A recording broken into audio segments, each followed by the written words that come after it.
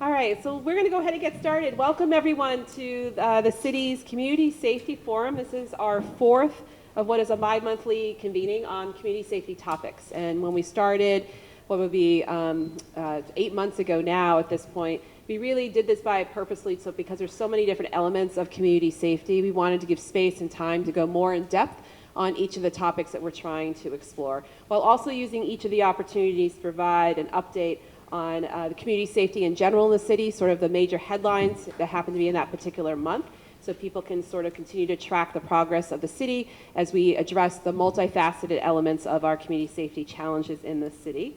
And tonight we're going to have two different pieces of our agenda. I'm going to start, of course, with the general updates for the city, but we're going to first start with learning about the city's hotspot strategy. This is something I've talked about in several city council meetings with the mayor meetup, where we talk about the strategy we started last summer, where we focus on tricky areas, essentially mostly in the downtown center city, where there's compounding issues going on, usually related to behavior or antisocial things or problematic dynamics within properties, trash, encampments, etc., and how we've developed the strategies and what progress we've seen and learned, most importantly, in these first 6 months. Kara Alarswari, who is the director of the Business, Workforce, and Development Department, who's sitting to my right, will be speaking a little bit about that as our project lead. But the bulk of our time tonight is going to be a panel with the other individuals who I'll introduce when we get to that point of the agenda. This panel is going to explore talking about issues of hate and bias here in Vermont and Burlington. And I can't think of a better topic to really be diving into now that we're several weeks into the new federal administration, to explore what does that really look like here in Vermont. Part of what we really are trying to do during this period of time is make sure accurate information is shared with the community, that we affirm that we, as the city of Burlington, continue to be a city committed to inclusivity, equity, diversity, and will continue to do so as vocally as we can and as carefully and strategically as we can, because the work will continue. That is the value and core value of the city of Burlington. And when we get to that point, we'll hear from each person for about 4 or 5 minutes. But the design of this is really to allow you to have questions and dialogue as a community. And I hope more folks are able to come. But thank you always to Town Meeting TV for being able to be here. I spend so much quality time with Town Meeting TV. I feel like we're just going to be in the archives together forevermore. But truly, so more people will benefit from seeing this. I think today is the first whiff of spring, which is always that tricky day in Vermont. We all love it. But folks can see this at another point. But when we get to that Q&A portion, we'll take questions from the floor, and if speaking in a mic or speaking from the floor is not your thing, we will also have index cards for people to write a question or a comment down. And I imagine we could probably get to everything tonight, given our crowd, but if we can't, we'll follow up with posting answers to questions that come up. Does that sound like a good plan for the evening? All right. So let me begin with just a couple updates for me, and then I'll pass the mic to Kara. So in terms of community safety in general for the city, as folks hopefully know by now, I have the very happy news to continue to report that we are about to start with a new interim police chief for the Burlington Police Department. So Chief Sean Burke is coming from South Burlington, back home, if you will. He started really the bulk of his career here in Burlington as a police officer for 21 years and ended his career here in the city at the rank of Deputy Chief of Operations. He knows our city so well. He knows our agency so well. He's actually worked with about half of the rank and file folks who are still on staff at the police department. I'm so very pleased he's joining us. He'll be here starting March 24th, and then his focus is really going to be internal. There's many things, but there's two primary tasks I will have him really dive into first, and that's a really honest and deep assessment related to our recruitment and retention strategies as a police department, as well as looking at our priority response plan. One of my first priorities in office here is to make sure we have a responsive and effective community safety system. And to do such, we have to have an honest review of what we are doing now, what is working, what is not working. And I'm just very pleased that Chief Burke will be here soon and help to be a good, strong partner as we continue to turn the corner here in Burlington. The second piece of news to share is that I announced Monday night we've selected our service provider for our Overdose Prevention Center, which is a really exciting development and that important work as we continue to address the opioid crisis in the city. We have chosen, we had a whole LOI, which is a letter of interest process with a diverse selection committee from a cross-section of the city and from healthcare providers in the area.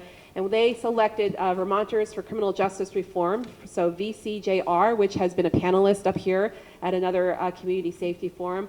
We're excited to get to work with them because now that we have that provider identified, we now move on to creating the framework and the approach that will then be hopefully endorsed by the City Council. April 14th is that meeting that we're aiming for, and then getting to work on site placement, community engagement, and education on this, and moving forward diligently to open an OPC hopefully relatively soon, although we're going to do this well, and we're going to partner with other OPCs to learn from their approach.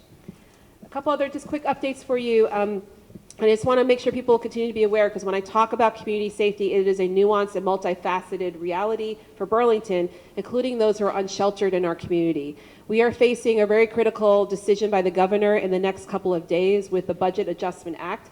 And usually that's not a very fancy and exciting bill, but it is a very important one this year because within it is a critical amount of money, $1.8 million, to extend the GA emergency housing program for individuals using the motel program right now to June. That is critical because without this extension of funding, as of April 1st, about 1,000 additional Vermonters will be pushed out of the program, and we estimate 88 households alone in Chittenden County, which include families with children, will become unsheltered.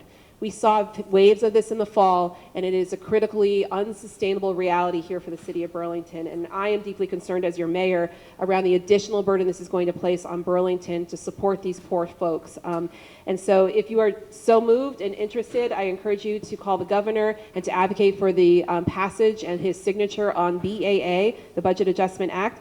And that will give the legislature the ample time they need to actually come up with better policy solution. To abruptly change it again in April 1st with the funding is only going to create more strain on our city. Last two things, I want to just invite you, every time I have a mic, invite you to the State of the City address. That is April 7th. It's the turnover of the council and the year, if you will, for the city. New city councilors will be sworn in, and I will present a speech to the city around what we've been up to in year one and what is happening in the next 2 years of my first term here in office. So I really welcome and encourage you to come. We have some surprises in store that will be a positive thing, which I'm just trying to drum up the excitement about this particular event. But we're pretty excited about sort of, again, stating like the vision and the momentum and all of the really affirming things we're up to here in the city. And I invite you again, April 7th, it's a Monday at 6 o'clock at Contois Auditorium. And then finally, if you are interested in this last topic, I encourage you to check out the City Council meeting on March 24th. That's the last council meeting of this session of City Councilors, where we're going to provide a public health and safety building update. This is our attempt to start to envision into the future of what kind of facility do we need to meet the modern day needs of the city and the needs of the next generations in terms of community safety. And we're calling it the public health and safety building because we're trying to imagine a space that supports our police services needs, our fire services need for the downtown area, and the public health service needs that we are right now doing in multiple different ways. How do we imagine what this facility could look like, needs to look like, and we are sharing our first concepts of that with the City Council on March 24th. So always lots going on in terms of community safety. If you have questions about that, you can certainly fold that into questions when we get to that part of the agenda. And with that, let's move on to talking about our hotspot strategy. So I'm very pleased that Cara has, first of all, agreed that last summer to project lead a cross-department effort among our city departments on how to address tricky locations in the downtown that require a multi-city department approach and response. So Cara, will you take it away, please? Is this? I'm amplified. Okay.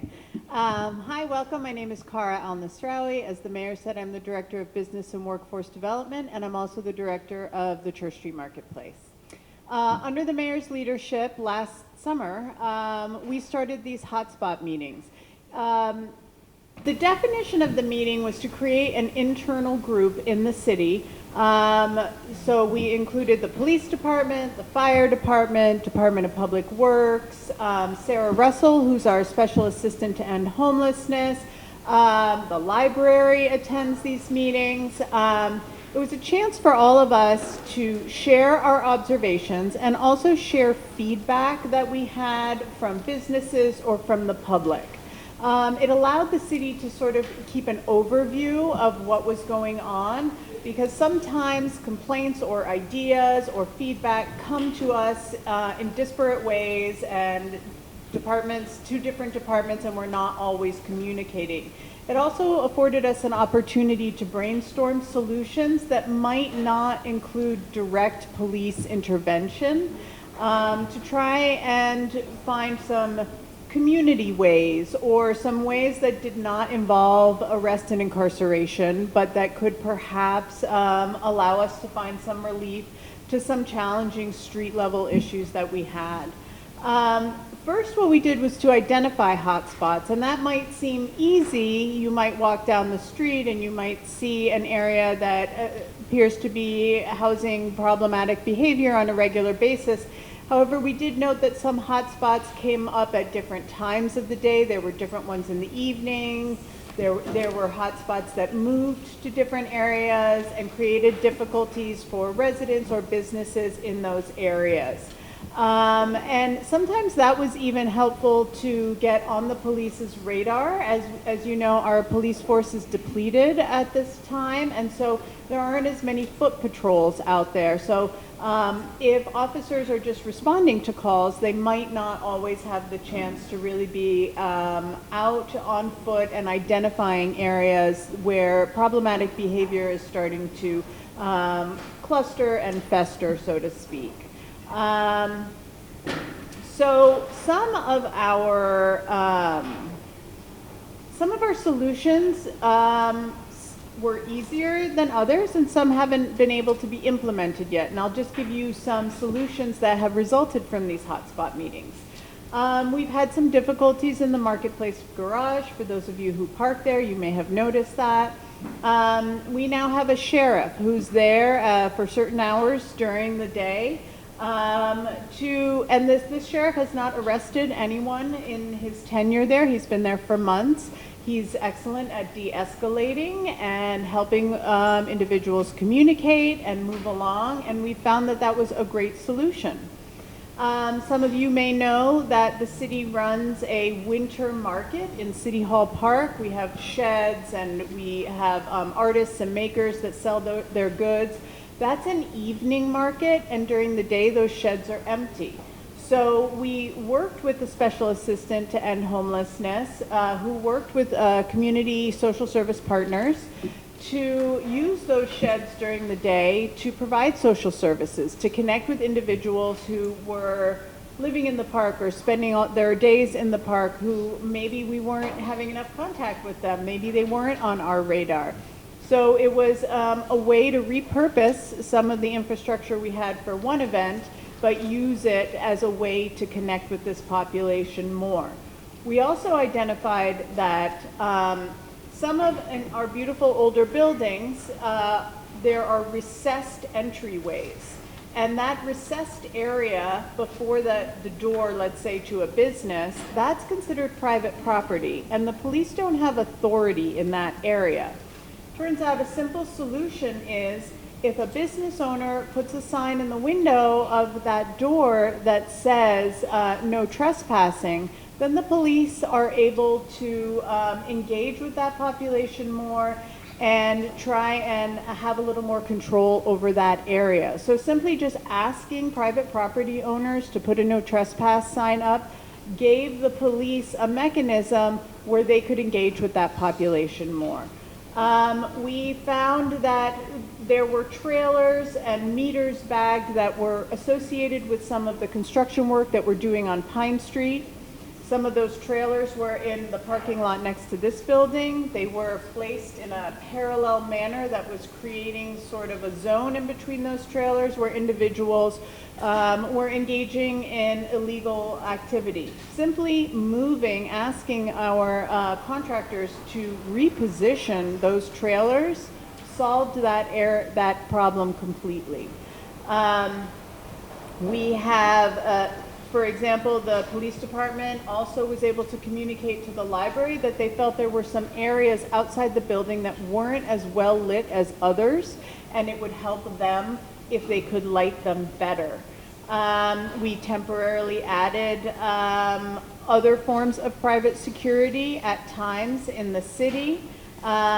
We even had some simple solutions where officers started to do their paperwork in their cruisers rather than in the office, because the presence of a parked cruiser was also a visual deterrent. So some of these solutions were I believe would not have been reached if we all hadn't sat down together and communicated better and tried to brainstorm some of these solutions.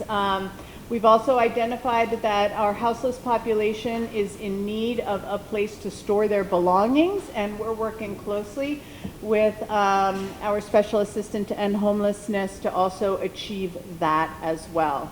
So that's just sort of a brief overview of an initiative started by the mayor that I think has had some really fruitful outcomes for the city that don't involve heavy policing, that recognize our depleted police force, that don't involve incarceration, but that can offer some relief to challenging street level behavior to our population. Thanks. Thank you, Cara. And again, if you have questions on that, just make a little mental note, and we have index cards too that folks can bring around if you need to take notes while listening. So we'll move on now to our panel on hate and bias incidents, and to kick us off, I'm going to read a little bit of a bio before I introduce each person. We've put a panel of 4 people together to really are such great assets to the state of Vermont, but also really privileged to be able to have them here in Vermont, at Burlington, to be able to speak to kind of their individual pieces to how they interface with this work in their day-to-day work, or just in their career, of how they really helped to have community conversations around the impacts of hate and incidences of bias on our communities. So I'm going to start first with Julio Thompson, who is an assistant attorney general at the Attorney General's office for the state of Vermont. He and I actually did work together in the State House. I don't remember my life before April of 2024. It's the ongoing joke I talk about. But we literally, one of my last meetings when I was still a legislator was with Julio, trying to think about some of these topics of civil rights. So I'm just going to briefly read his bio for everyone to know. So he's the co-director of the Vermont Attorney General's Civil Rights Unit, which enforces Vermont's laws regarding employment discrimination, fair employment practices, and hate crimes. Julio also represents Vermont in national civil rights litigation. His other duties include administering the statewide Bias Incident Reporting System, or BEARS. BEARS. How do you say it? BEARS, these acronyms. BEARS is okay. BEARS and BERS. The bias, again, that stands for Bias Incident Reporting System. He also does teaching related to the hate crimes course at the Vermont Police Academy, and testifies frequently in front of the Vermont legislature. So Julio, thank you so much for being here, and he's going to kick it off for the first 4 or 5 minutes or so to talk about the work he does for the state of Vermont. Thank you for being here. Thank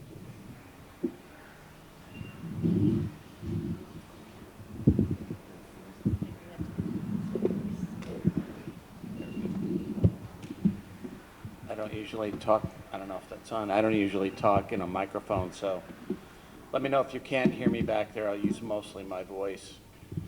So thank you, and thank you, Mayor, for inviting me. The Attorney General, of course, is the law enforcement officer for the whole state, so all of us, we have 80-plus lawyers, mostly headquartered in Waterbury, Montpelier, but we're throughout the state, and we represent the state of Vermont and pretty much every aspect of Vermont life. We have an environmental law division, we have a criminal law division, we protect consumers, and I'm in a division or a unit in the office called the Civil Rights Unit. And part of our job is to help the public in different aspects of life where people feel like they are either being harassed or treated poorly because of who they are, who they love, where they worship, if they worship, in employment, but also in the area of hate crimes.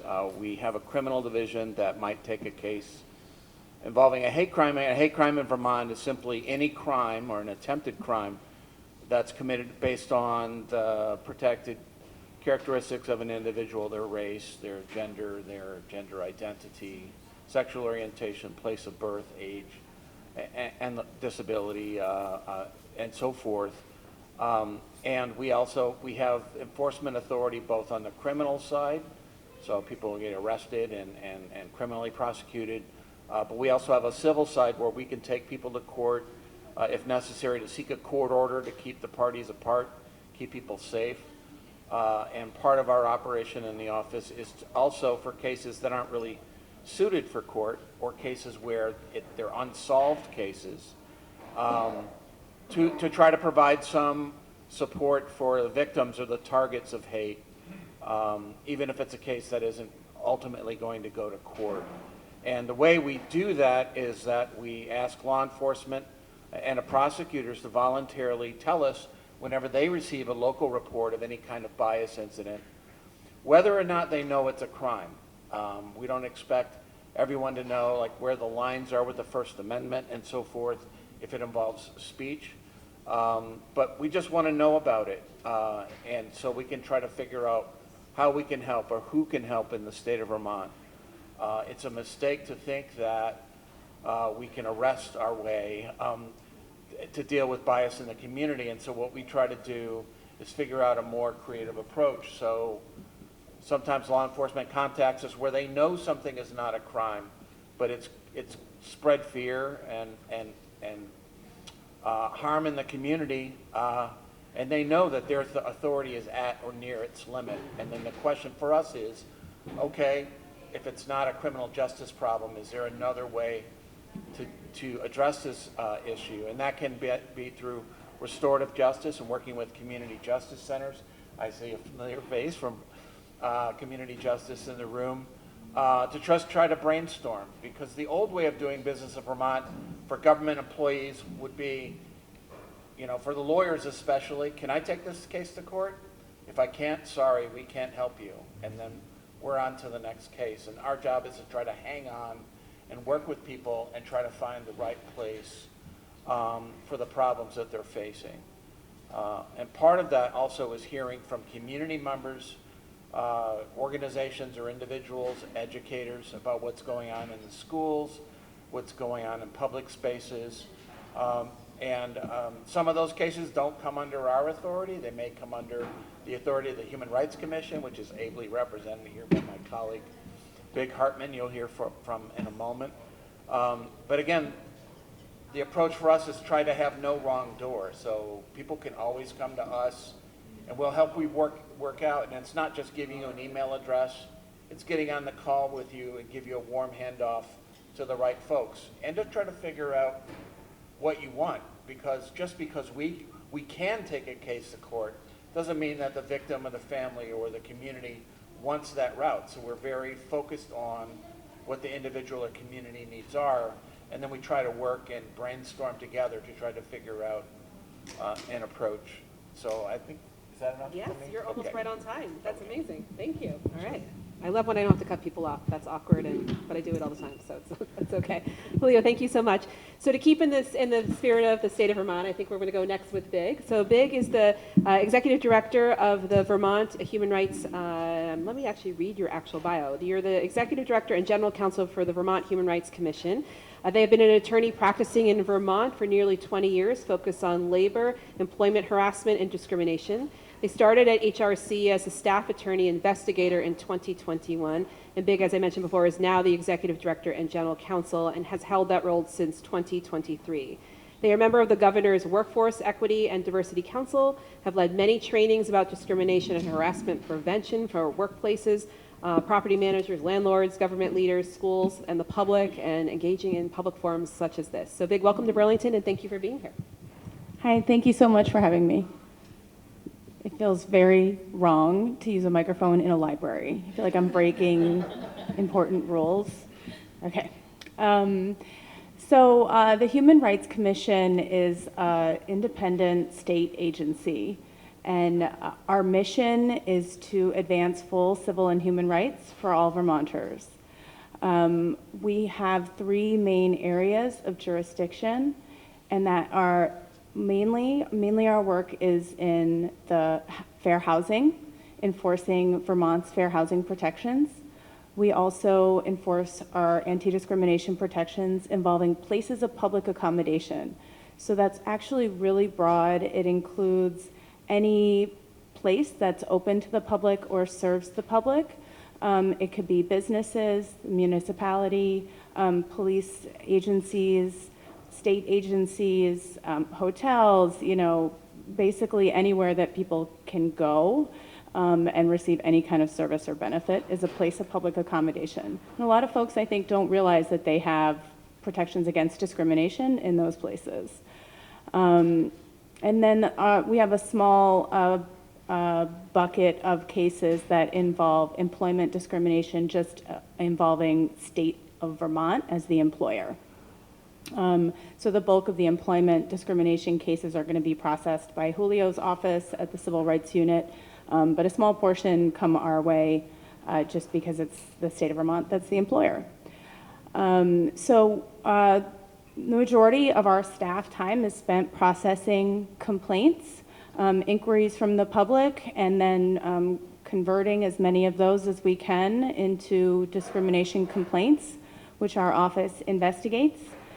We conduct neutral investigations. A lot of folks are contacting our office because they need a lawyer to represent them in their discrimination matter, and that is not something that we provide as a state agency, but we will assist with drafting a complaint of discrimination, and then we have staff attorney investigators who conduct really comprehensive investigations of the complaints.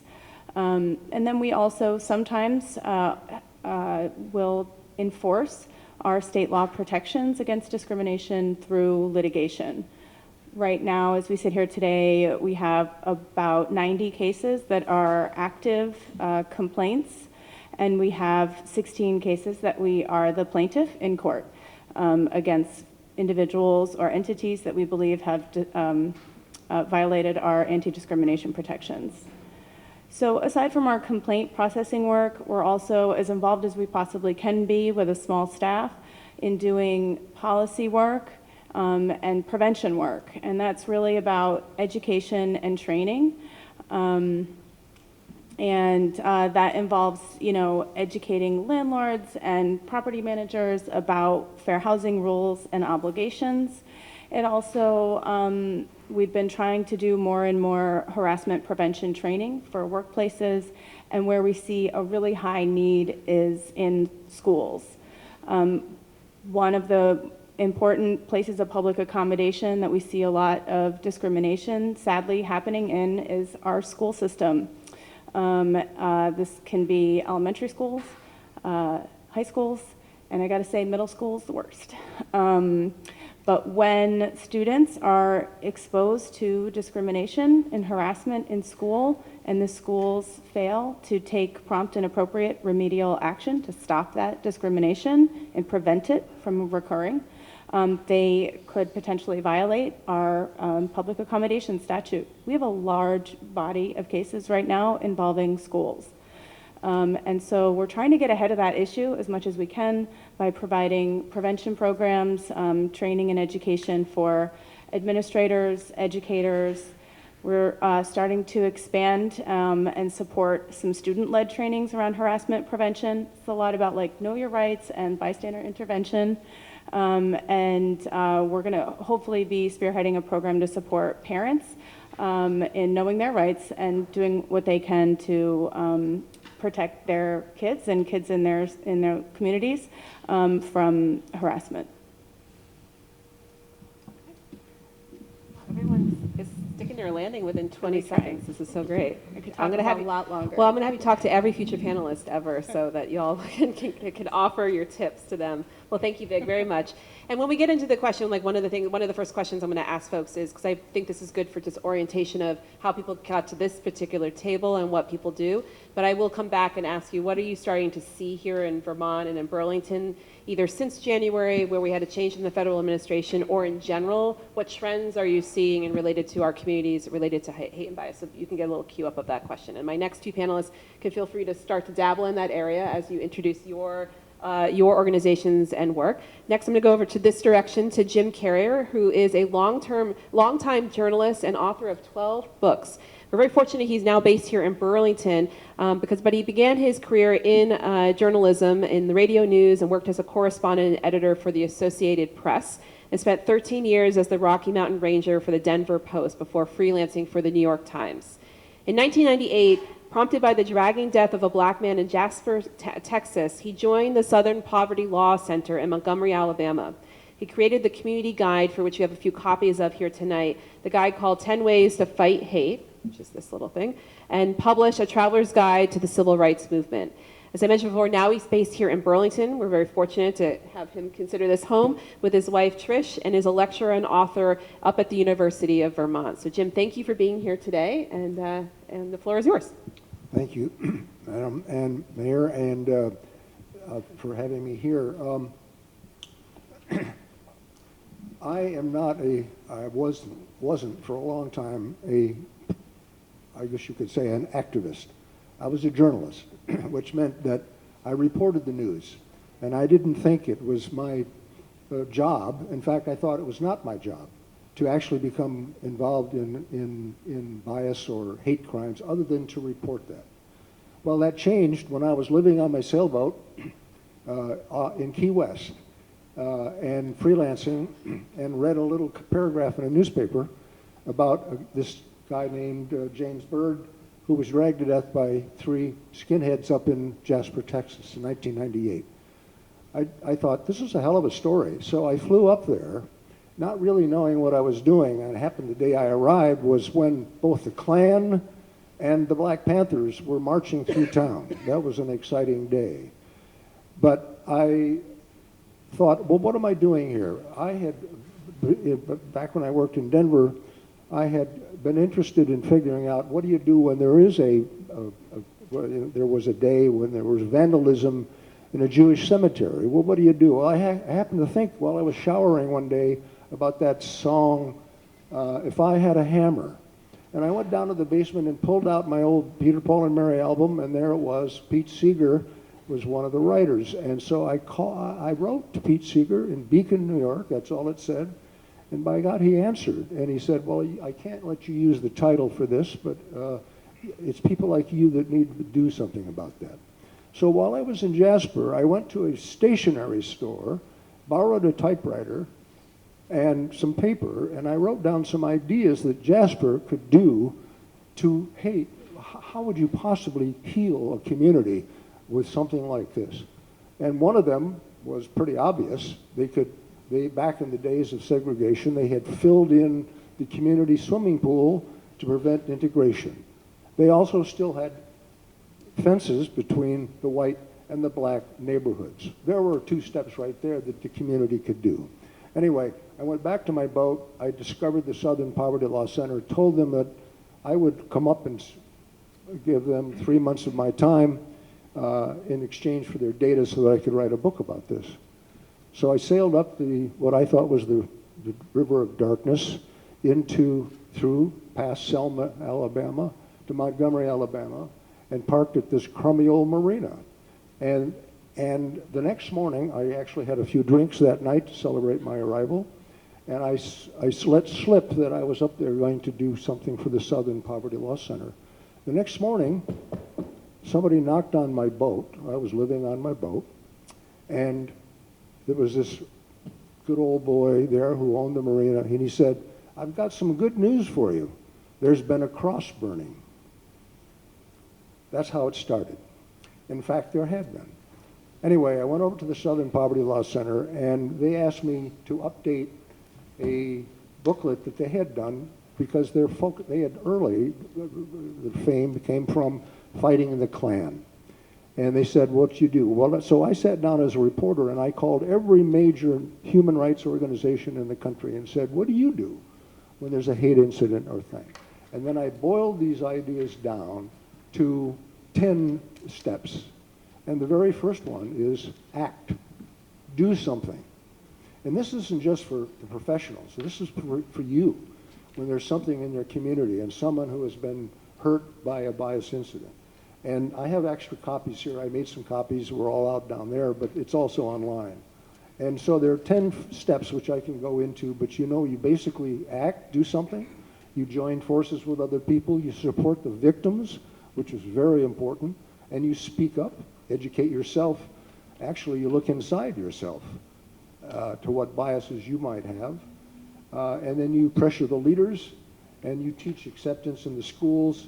And anyway, it's boiled down, and I can answer more questions about that. But I then had crossed the bridge, I guess you could say, the Selma Bridge. In fact, John Lewis just wrote a piece about the fact that diversity and inclusion and all of that has been, quote, outlawed. There was nobody who had more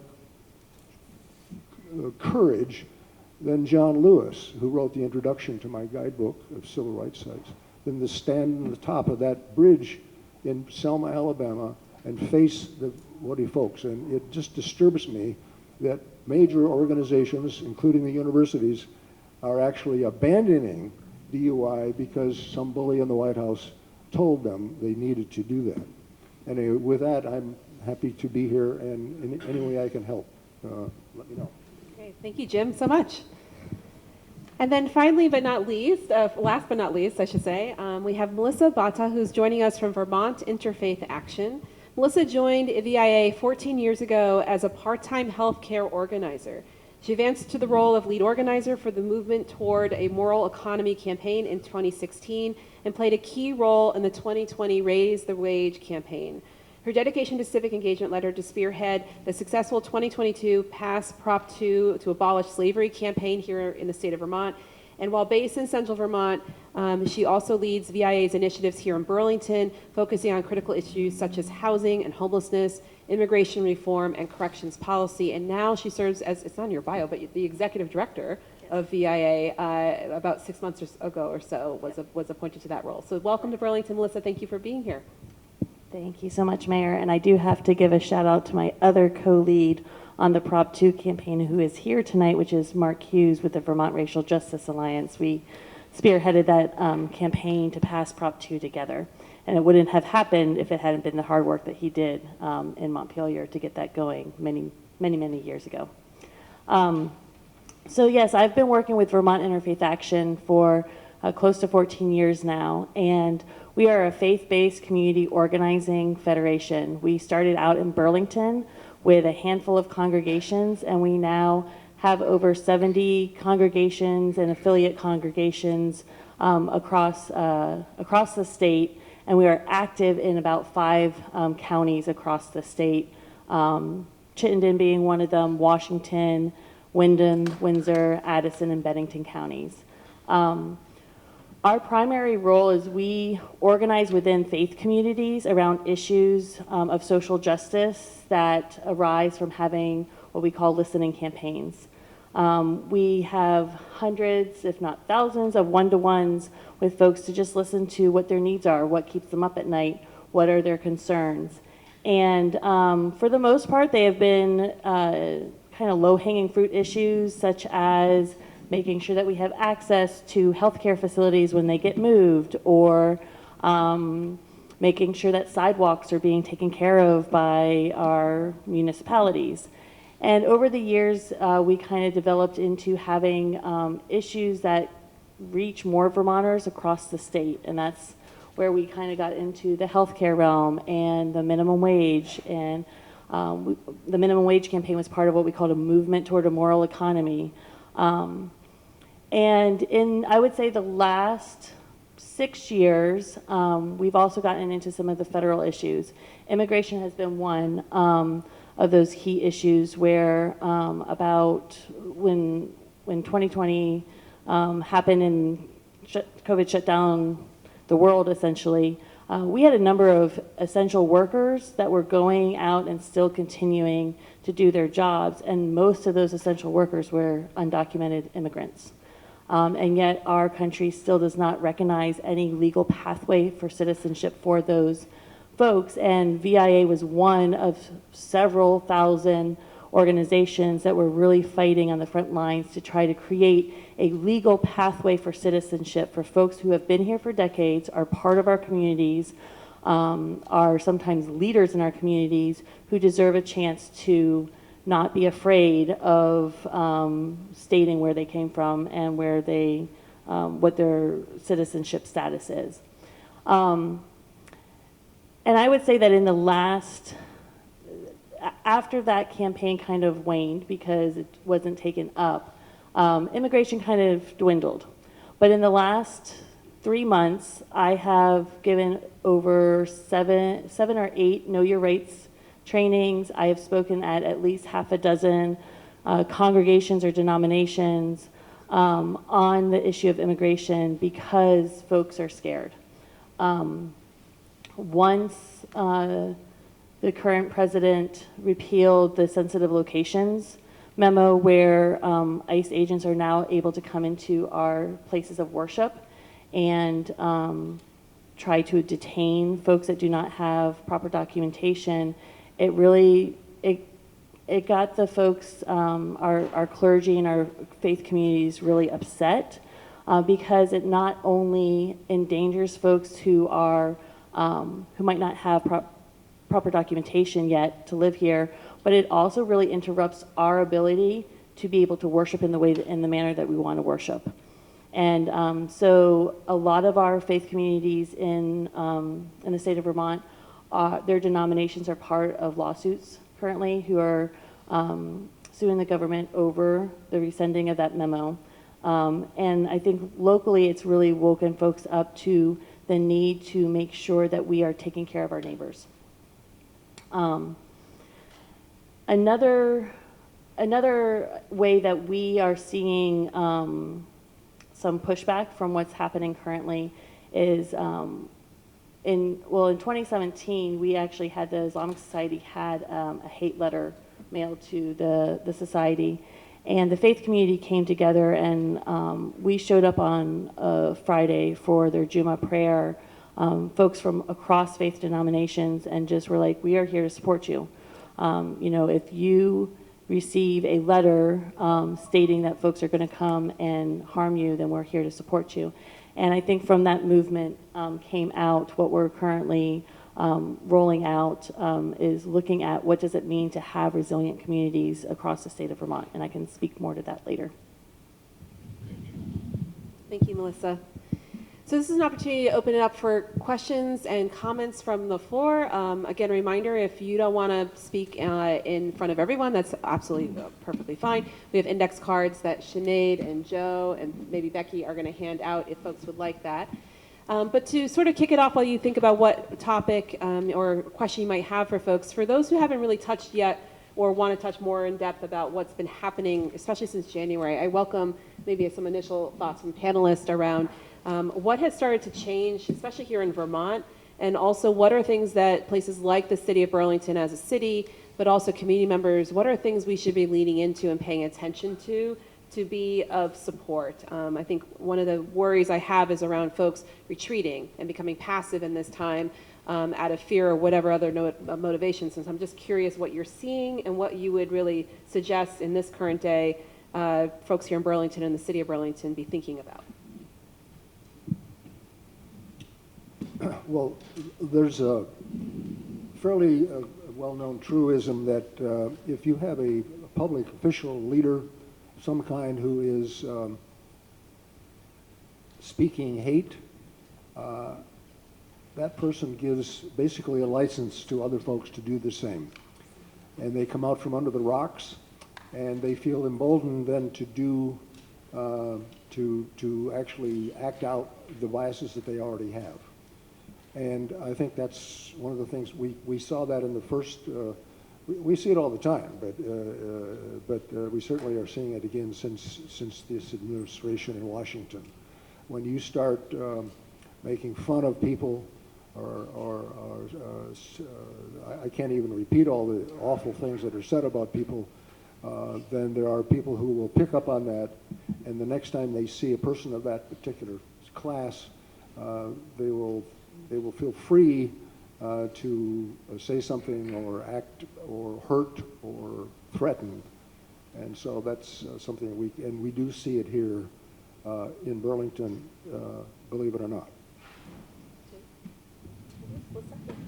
Yeah, so when they were speaking, it seemed like a lot longer time, but what I was starting to share is that even prior to this current administration, actually since the shooting of the Palestinian men here in Burlington, members from both the Islamic community, the Muslim community, as well as the Jewish community have really been seeing an increase in hateful speech, hateful acts, intimidation, fear.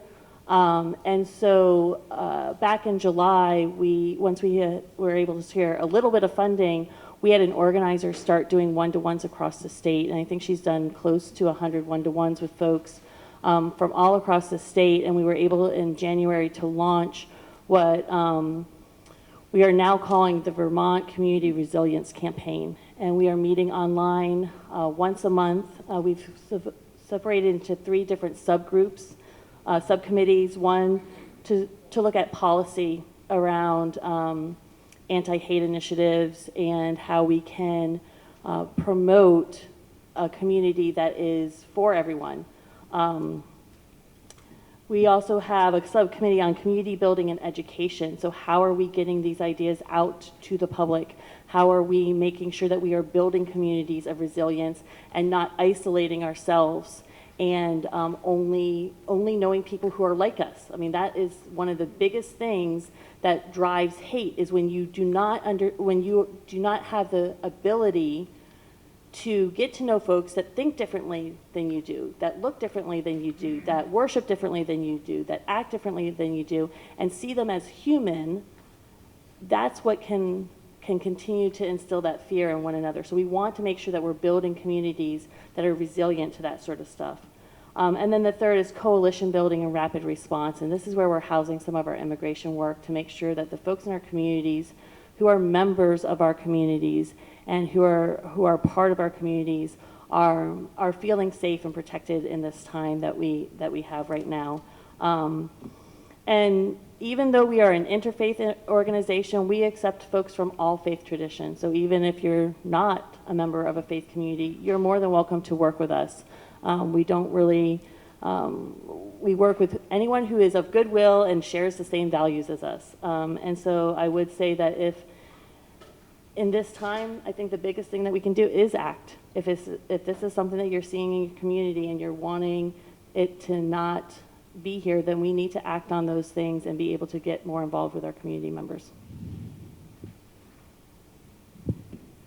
We'll go to the people. Unless we don't all have to speak on all the things too. So okay, great. Yes.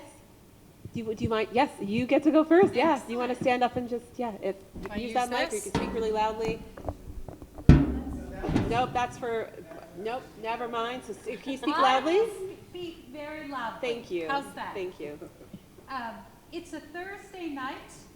Normally, we would be at the cinema across the street. And the cinema is here no more. And I want to say, as someone who lived outside of Burlington, who moved here 10 years ago, when we got here, we're like, great, we can take the bus.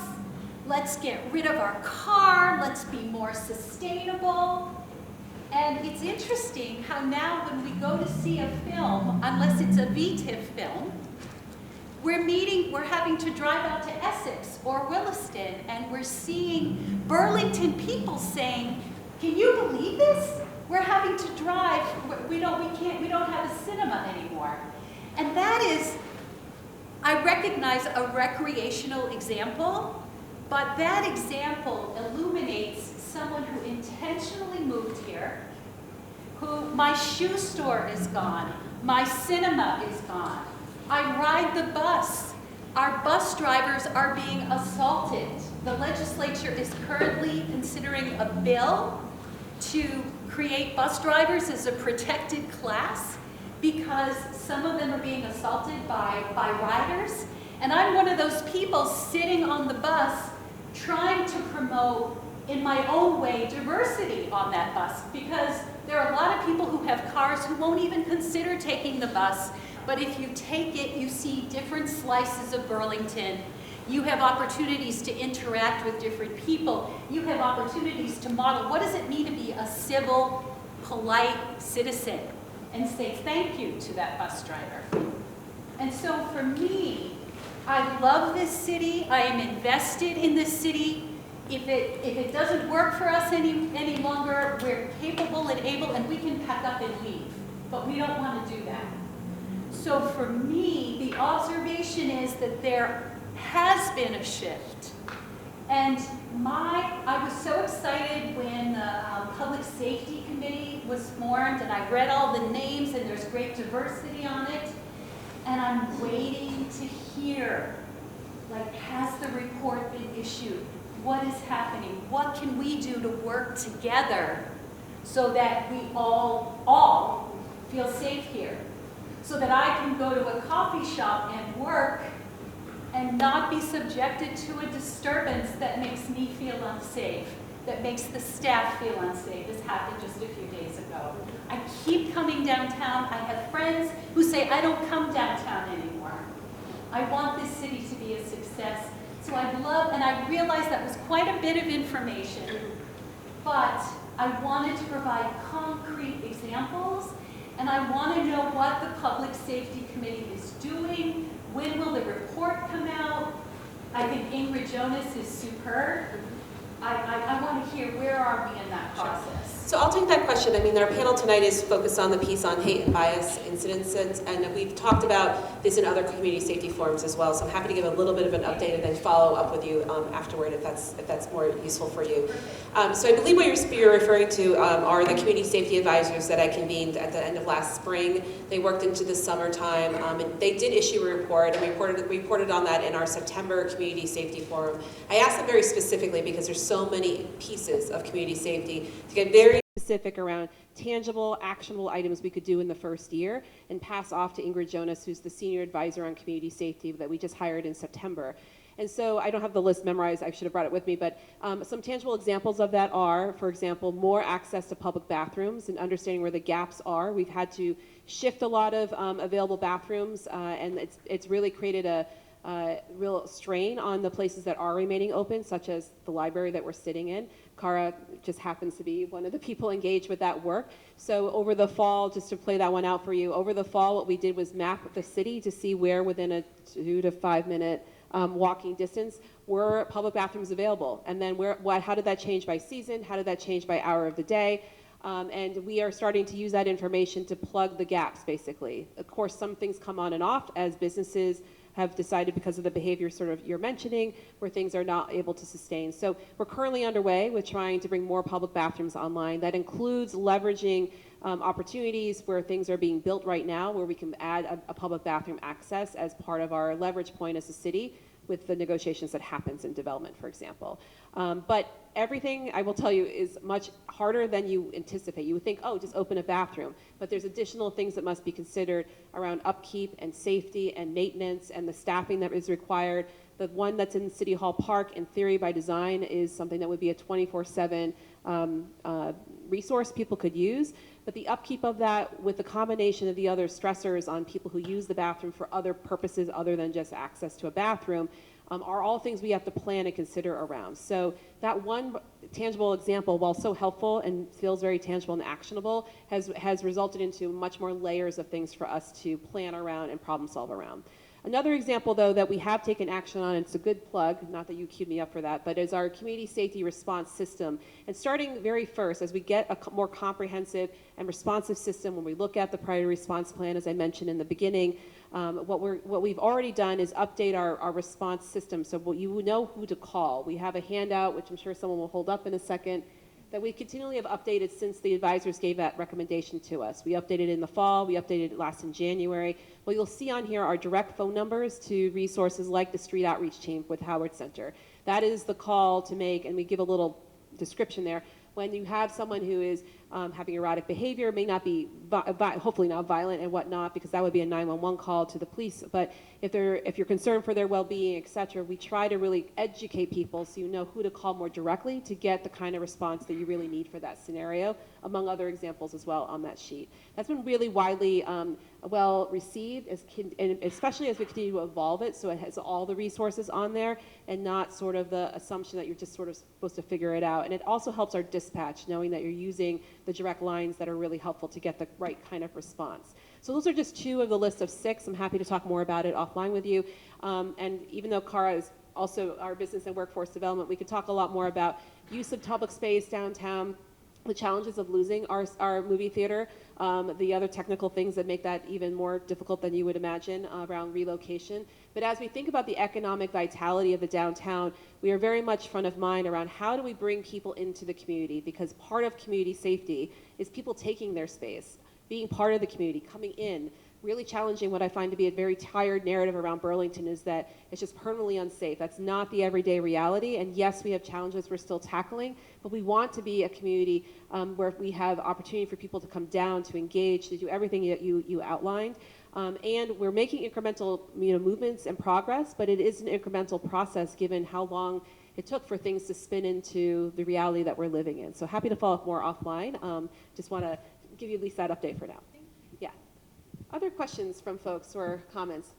Yeah, so I worked a lot. I used to be a medical social worker in other fields, and just to go very quickly, a lot of us who are active in this one, I think Commissioner Dale was with DCF, was about 30 years ago, we were seeing an unbelievable amount of stressors in central urban locations like Burlington. And a lot of us through our union and other folks commented that we needed to get the governor back then and still now totally involved with the community, that 2 things were going to happen. We had the lion's share of transitional services, everything else. Burlington became sort of the ground, including St. Albans, White River Junction, a few other places, to take all the resources of all the issues. And basically our suburbs were basically racist, classist, bigoted, very bluntly. They're not taking any of that responsibility. And one thing that Commissioner Dale did say, and I think it's recorded because I think it was through public radio, was that if economic, social collapse happens, basically everything will be pulled into our 9 or 10 major cities. So it was a prediction, and we talked about it, and what really happened was we take the lion's share of responsibilities, those staffing, services at the state and local level are operating, the term is called 40%, and to be honest, most of these services, whether it's Howard, whatever else, is operating at a 29 to 39% rate. So we're taking that on. Now, what has happened very briefly, and I've been through the state, because I know a lot of folks through the state and through years and years of activism, is people will look at Burlington, St. Albans. There is crisis. There is unbelievable addiction. There's murder in places within stone's throw of Goddard College. Places that are considered hip, cool, and safe.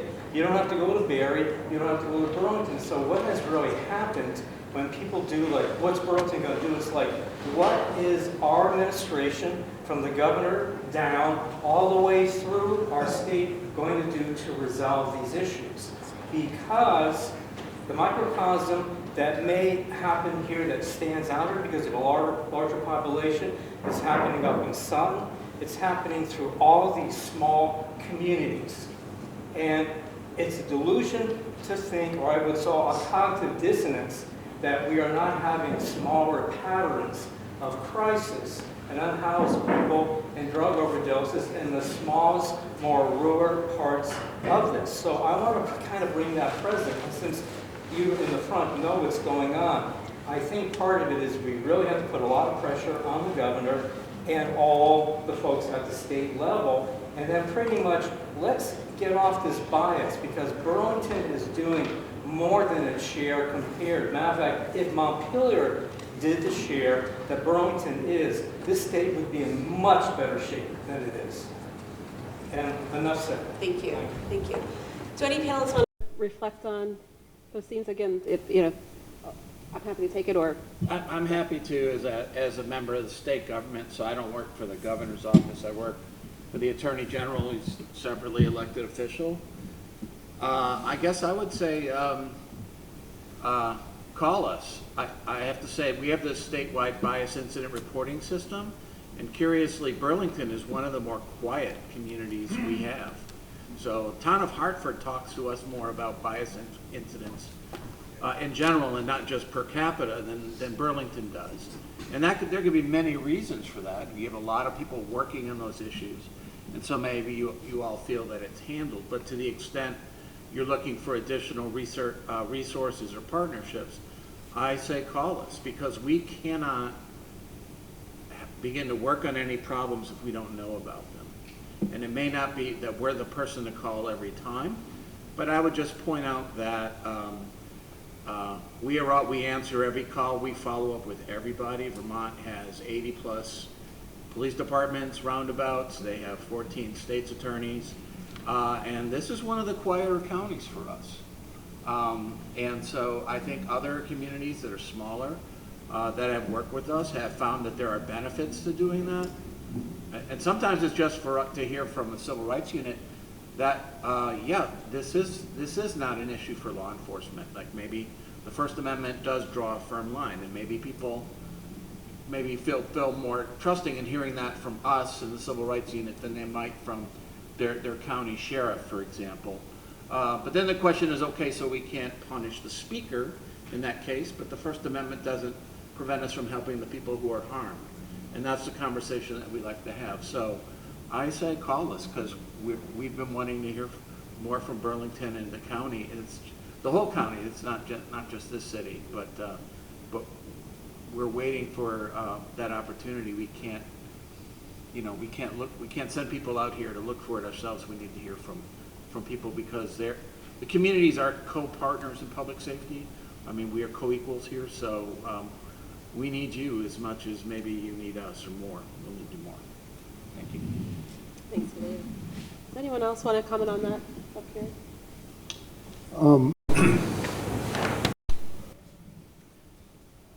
I think a lot of things. One of the problems of when you're not hearing this is that people don't know that there is this going on in their community. That is, it's not in the news. People are, for whatever reason, people don't want to get involved in it. And I think that the fact that we are not reporting bias incidents or hate incidences is detrimental, actually, to the well-being of the community, because people who could help don't act. They don't stand up for whatever. It's not like the shooting of the kids, but there's my wife who teaches kids of color at the Flynn School. Can give you chapter and verse of people driving by and throwing out epithet at kids of color. There are professors here who are from other countries, and they report that. For some reason, we're not hearing as much about that. They may be afraid that they'll become more victims. The thing is that there's one thing you mentioned, Julio, about that one of the things I say in my guidebook here about fighting hate is goodness has a First Amendment right too. That is, you are protected and should speak up on behalf of the people who are victims, and it will, in the absence of your voice, that apathy and that absence will be interpreted by the perpetrators and particularly the victims, as acceptance, and that's not a good thing to have. So I don't know how we hear more about these incidents that are going on, but I think the police should be reporting these incidences. We should be reporting it to the police or to whatever agency that can handle these things, the AG's office, so that we actually can face it. Thanks very much. All right. I saw Mark's hand. Mark? I'm going to come up here so everybody doesn't have to face this way.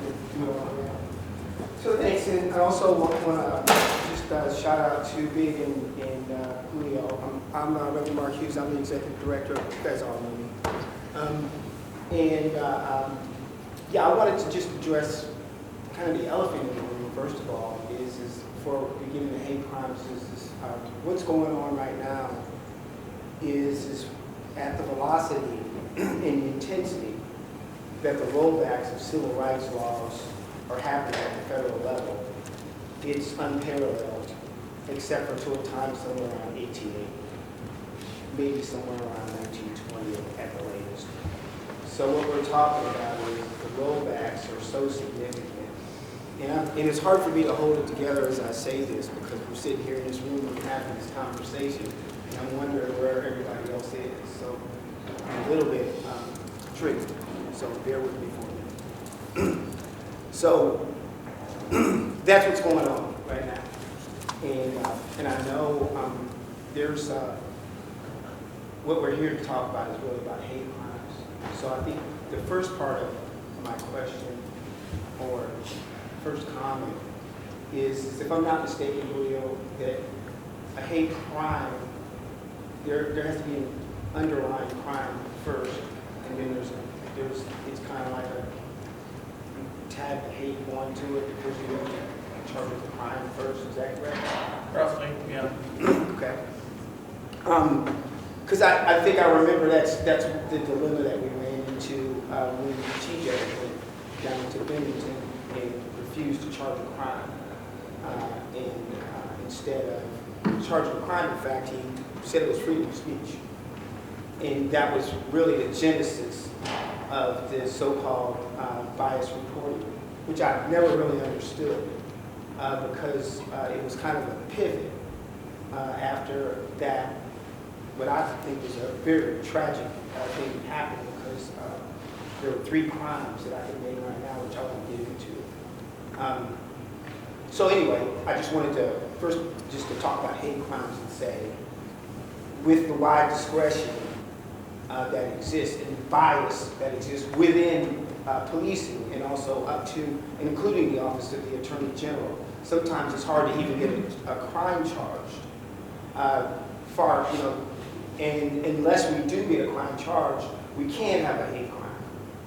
Now, as far as bias incident reporting, I personally find it to be relatively useless except for data collection, because there's 2 types of law: criminal law and civil law. So they are both very important. What I'm interested in is I'm interested in pursuing the law, not collecting data, especially when it comes down to people's civil rights. So, so my question is how can we figure out ways to work together more effectively in what I believe to be the biggest crisis that any of us have ever faced in our lives, civilly, in terms of civil rights in the United States. There seems to be so many other priorities that everybody has, and I just can't understand why everything's more important than civil rights right now, is this nation. So I know age 38, the request for an additional $800,000 in the legislature to bolster the HRC is moving, and that's part of our legislative agenda, and we're supporting that 100%. I also know the Attorney General's office has joined in lawsuit with several other attorneys general across the United States to push back on some of the things that are coming. So what I'm really asking more than anything is if we know that, and I brought notes and I'm not going to get into them. We can talk about the Department of Education. We can talk about HUD. We can talk about, there's a lot of things we can talk about right now. DOJ itself, the list goes on and on, where it's bad. And yes, we are continuing to pursue a second constitutional amendment, equal protection article. Thanks for helping with that. But what else can we do together to be able to double down and focus on the main thing, which should be the main thing, and that's civil rights in the state of Vermont. And how do we protect civil rights in light of the fact that we're 100 years back in the past right now? Thanks, Mark. Appreciate it. So, Julio, let me start with you. Yeah, sure. And then I think I saw you also leave. Yeah, sure. So something I think it was mentioned, at least in my introduction, is that I work on national civil rights litigation. So I was in the Civil Rights Unit during the first Trump administration. We had to actually, because I think there was press interest back in the fall, we did a count, I think, back in late November of how many cases Vermont had, how many times we had sued the Trump administration. We had sued them 62 times. We were successful in 60 of those cases. The Civil Rights Unit was involved in 23 of those 62 cases, and we won all of the cases that we were in. And cases that we are not a party to, that is, we're not co-plaintiffs with different groups, and sometimes it's the ACLU and nonprofits like the National Immigration Law Center, and sometimes it's groups of other states. We also write briefs to supporting people who are bringing the lawsuits. So 3 weeks ago, we submitted a brief to help block the refugee ban. The Trump administration, by executive order, wanted to end the refugee program. Well, that directly affects Vermont. So we filed a brief in support of that lawsuit, which was filed in the state of Washington, and the court entered in an injunction. So that program is, at least as it goes through the appeal system, is unblocked. We sued the Department of Education yesterday about the hiring, and the way we're able to get into those cases is that we need to be able to show to the court harm to Vermonters. Because if we show up in court, the first question the judge says is, why is Vermont here? This policy originated in DC. How does it affect Vermont? So we sued the USDA. Let me see when we sued the USDA. So that was a week ago, for firing USDA workers who've been ordered reinstated by the courts. So it's really an expansion of the theme I said before, which is tell us what's going on. There are different levers that the Trump administration will use. Some of it is executive orders. Some of it will be to have unconstitutional or illegal conditions in grants. So we're not going. If you want to renew your grant, you can't have any DEI. Well, our view on that is that violates the First Amendment, right? It's viewpoint discrimination.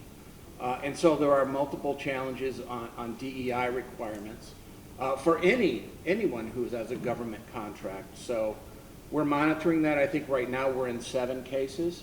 There's no reason for me to believe if at the end of the Trump administration we'll have somewhere up to or beyond the 60 cases we had last time. We're doing more cases on this Doge entity that is sort of adjacent, or is really used as a tool of destruction rather than kind of a substantive change in the law. But they're also acting unlawful, getting access to your records through the Social Security Administration and the Treasury Department. So we joined the lawsuit against access to records like your tax returns in the Treasury Department.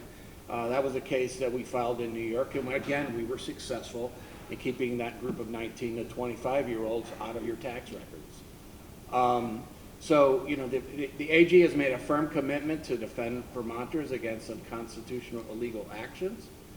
But the way that we're able to get into those cases and make a strong showing in those cases is that we need information from the community.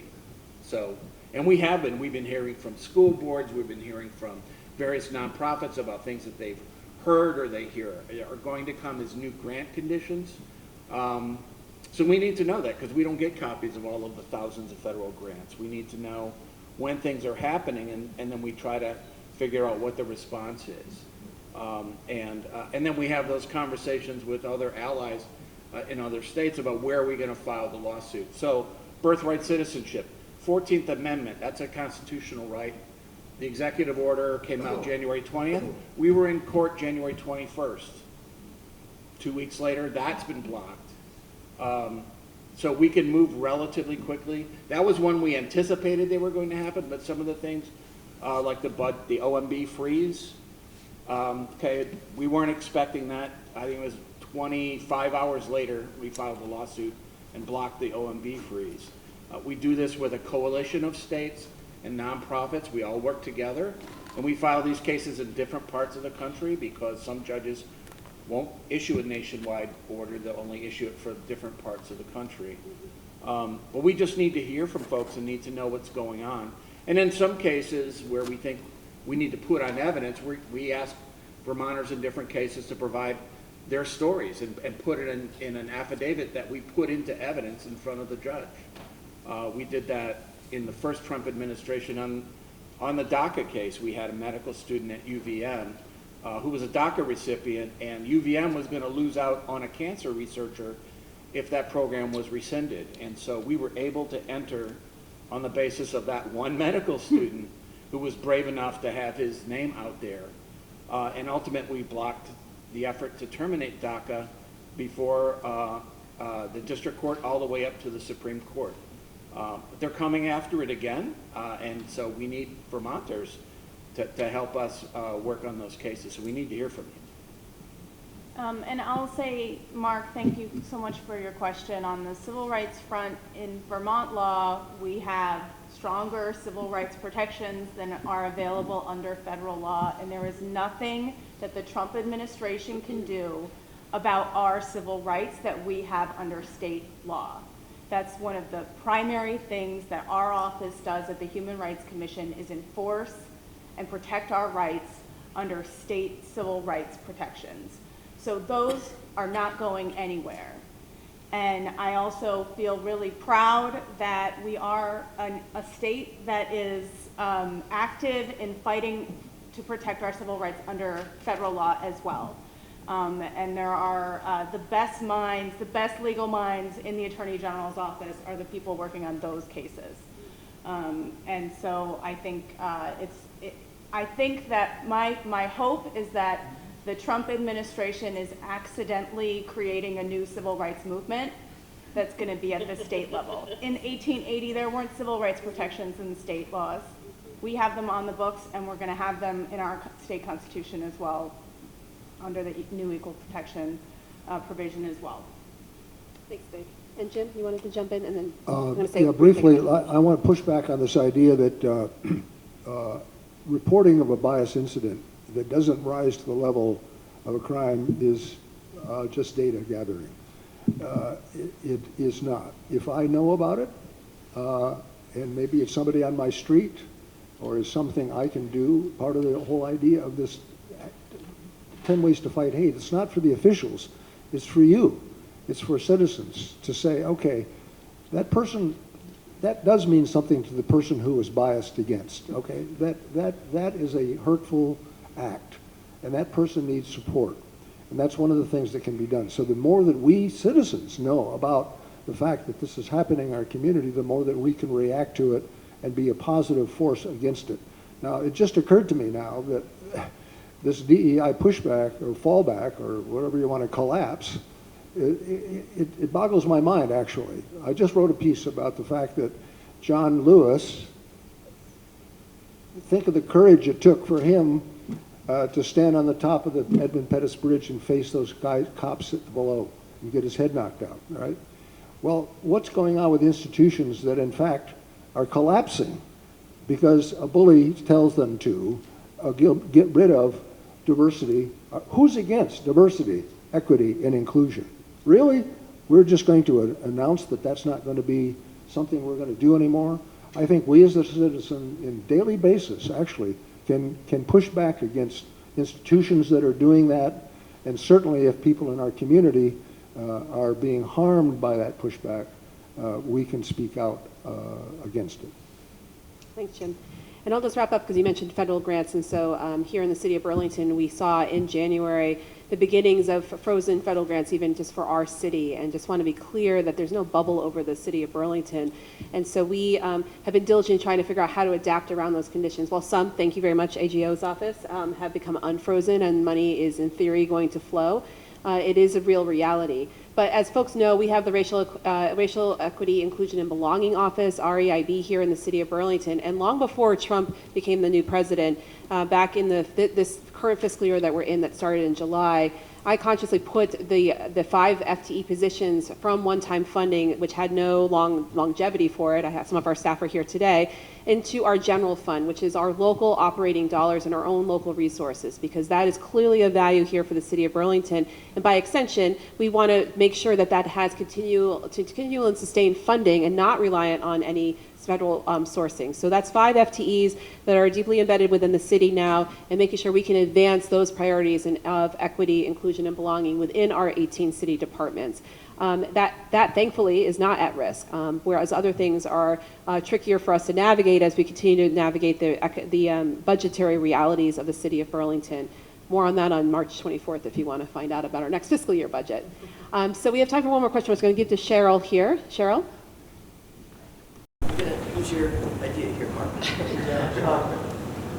Schools. So Vic, you were talking about that, and I'm thinking about Winooski, and I'm really struck by how Winooski is really got together as a community, and also the school board approved no ice coming in our building, and they know that it's not a full guarantee, but it's an amazing look at that. And at the same time, we're talking about the amount of hate and bias that's showing up among people in schools with students. And also I mentioned peer support, and I wondered, I'm just seeing that juxtaposition, and I know a lot of positive things about the Winooski schools. But I'm just seeing that juxtaposition about organizing to keep ICE out, which as far as I'm concerned includes a lot of hate. And the idea that the hate is existing among the people who populate the school. On that topic, I will say I'm pleased that the State Agency of Education did put out guidance for schools around ICE and immigration issues, and it was what you would hope to see in terms of inclusive and safe environments for all of our students. The trends that we're seeing about schools is sadly kind of a common fact pattern that I'm hearing from the more rural communities.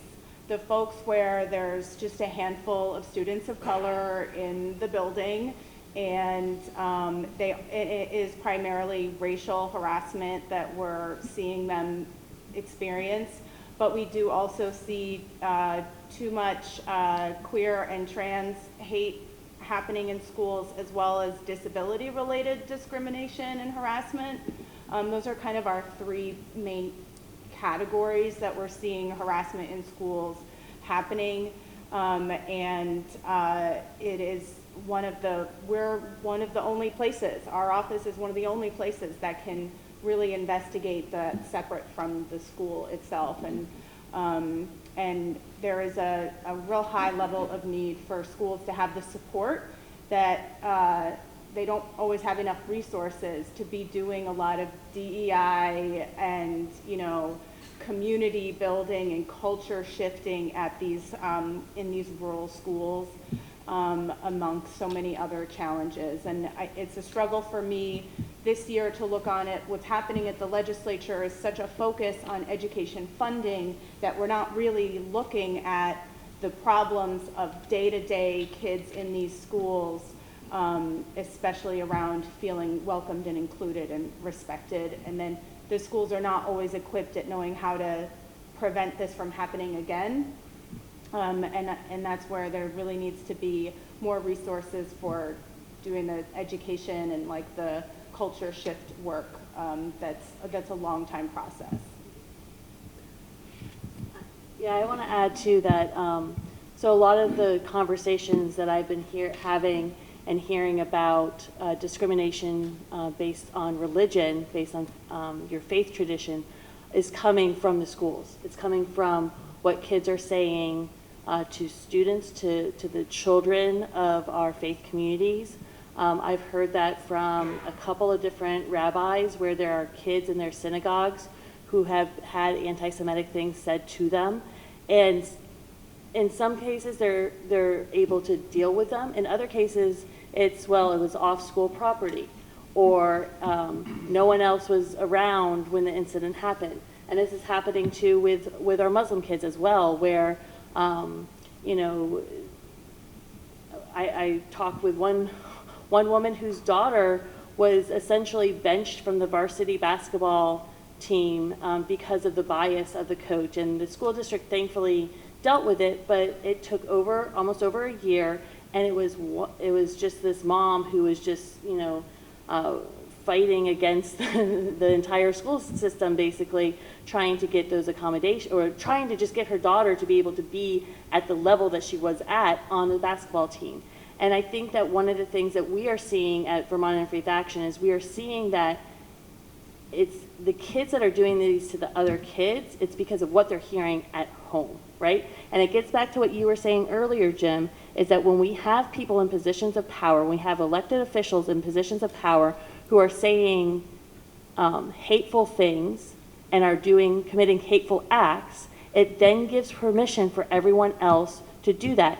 And what you said, again, I'm going to echo again what you said, Jim, that if we do nothing, if we say nothing, we are complicit in that. And that's across the board. And so that's one of the things that we, at Vermont Interfaith Action, we deeply believe that my liberation is connected to Julio's liberation, is connected to Big and Emma and all of your liberation. And if one of us is not free, if one of us has our civil liberties being taken from us, then none of us are free.